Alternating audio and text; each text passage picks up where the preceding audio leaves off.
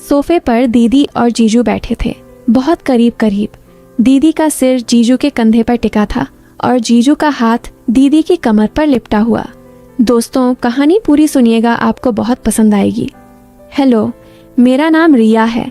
उम्र अभी 21 की हो गई और मैं वो लड़की हूँ जिसे देखकर लोग 2 बार मुड़कर देखते हैं। ना ज़्यादा गोरी ना ज़्यादा काली, बस बीच की रंगत जो धूप में चमकती है। मेरी कमर इतनी पतली कि हाथ की 2 उंगलियों से नापी जा सकती है और ऊपर का हिस्सा ऐसा कि कुर्ता पहनूं तो थोड़ा सा उभार दिख ही जाता है। नीचे की तरफ भी कर्व्स ऐसे कि जीन्स में फिट होने के लिए थोड़ी मशक्कत करनी पड़ती है। बाल मेरे घुटनों तक लंबे, काले और घने हवा में लहराते हैं तो लोग कहते हैं, ओ ये रिया, तेरे बाल तो झरना लगते हैं। कॉलेज में पढ़ी हूँ, बोलचाल में थोड़ी शहर की मिलावट है, पर घर में सब ओए कित्थे जा रही है वैसे ही बोलते हैं। मेरी बड़ी दीदी का नाम नेहा है, उम्र 27 की, और उनका पति यानी मेरा जीजू नाम विक्रम है, 29 साल का। दीदी जीजू की शादी को 3.5 साल हुए और मैं उनके साथ ही रहती हूँ क्योंकि मम्मी पापा गांव में खेती संभालते हैं।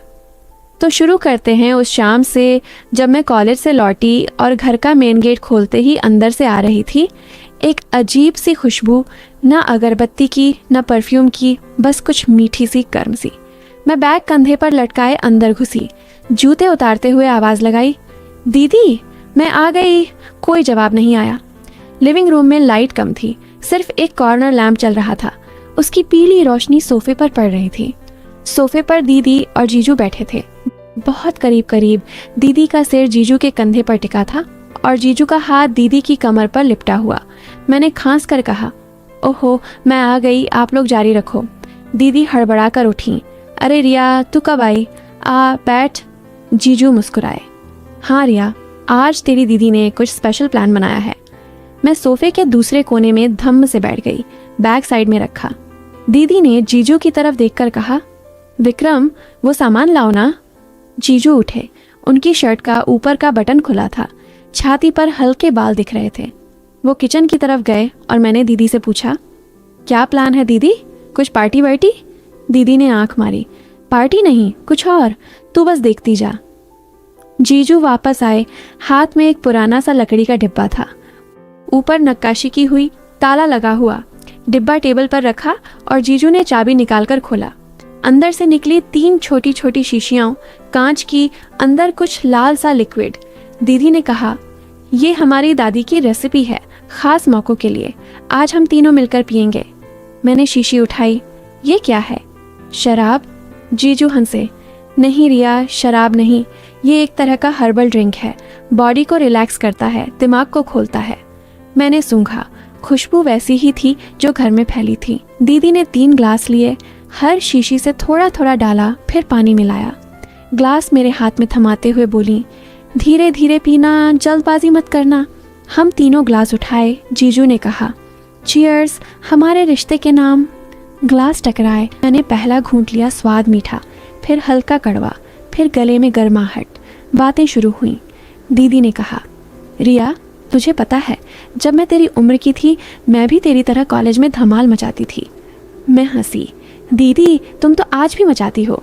जीजू ने मेरी तरफ देखकर कहा, हाँ नेहा तो आज भी मेरे साथ धमाल मचाती है। दीदी ने जीजू की जांघ पर हल्के से थप्पड़ मारा, चुप करो, रिया के सामने क्या बोल रहे हो? मैंने ड्रिंक का दूसरा घूंट लिया, बॉडी में हल्की सी गर्मी फैल रही थी।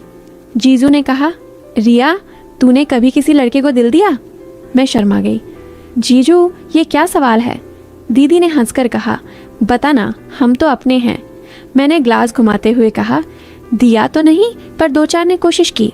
जीजू ने आंखें तरेरी, कौन थे वो, नाम बता, मैं देख लूँगा। दीदी हंसी, अरे विक्रम रियाज खान बन रहा है। हम तीनों हंस पड़े। ड्रिंक खत्म होने को थी और लाइट्स और कम कर दी गई थीं। दीदी ने कहा, अब असली खेल शुरू होता है। जीजू ने डिब्बे से एक पुराना सा कार्ड्स का पैक निकाला, मगर वो आम ताश नहीं थे। हर कार्ड पर कोई सवाल लिखा था या कोई टास्क। दीदी ने समझाया, ये हमारा सीक्रेट गेम है, शादी के बाद हम खेलते हैं, आज तू भी खेल। मैंने पूछा, कैसा गेम? जीजू ने कहा, हर कार्ड उठाओ, जो लिखा है वो करना पड़ेगा या सच्चा जवाब देना पड़ेगा, जो मना करे उसे पनिशमेंट। मैंने हामी भरी, दिल में थोड़ी सी घबराहट, थोड़ी सी उत्तेजना। पहला कार्ड दीदी ने उठाया। अपने पार्टनर को वो बात बताओ जो तुमने कभी किसी को नहीं बताई। दीदी ने जीजू की आंखों में देखा, फिर धीरे से कहा, मुझे डर लगता है कि कहीं तुम मुझे छोड़ ना दे। जीजू ने दीदी को गले लगाया। पागल, मैं कहीं नहीं जाऊंगा। मेरी बारी, मेरा कार्ड था। अपने सबसे बड़े सीक्रेट का इशारा करो, पूरा मत बताओ। मैंने सोचा, फिर जीजू और दीदी को देखकर कहा, मुझे लगता है कि मैं किसी अपने को बहुत चाहती हूँ मगर बोल नहीं पाती। दीदी ने भौहें चढ़ाईं। किसको?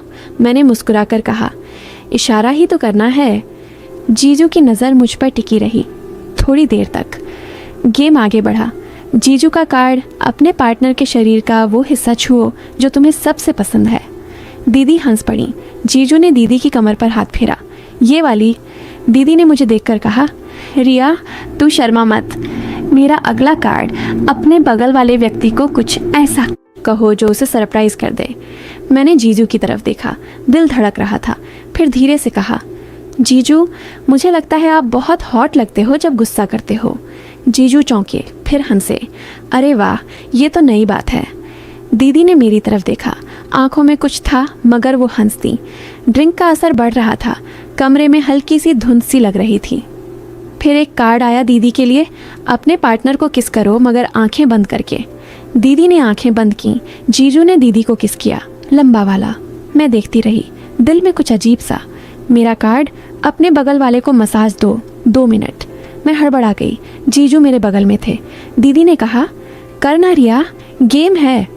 मैंने जीजू के कंधे पर हाथ रखा, धीरे धीरे मसाज करने लगी। जीजू की बॉडी गर्म थी। जीजू ने आंखें बंद कर लीं।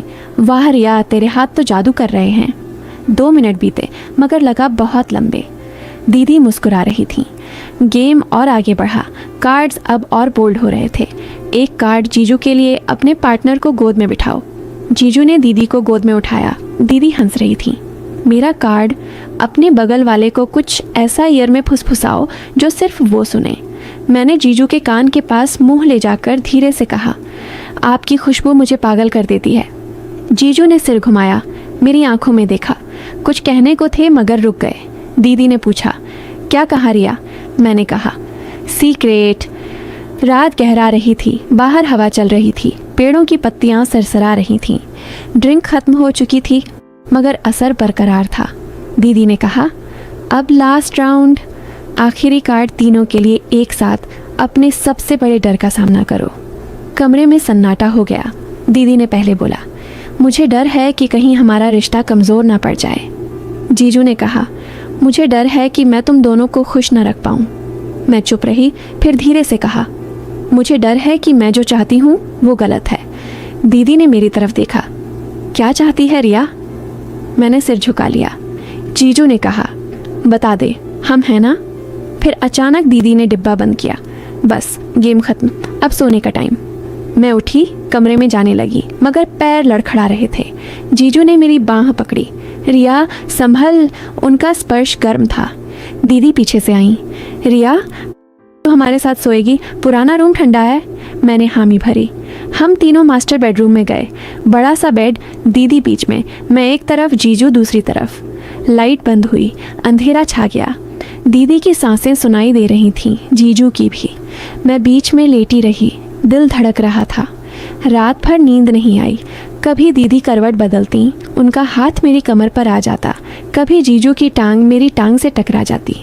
सुबह की पहली किरण खिड़की से आई।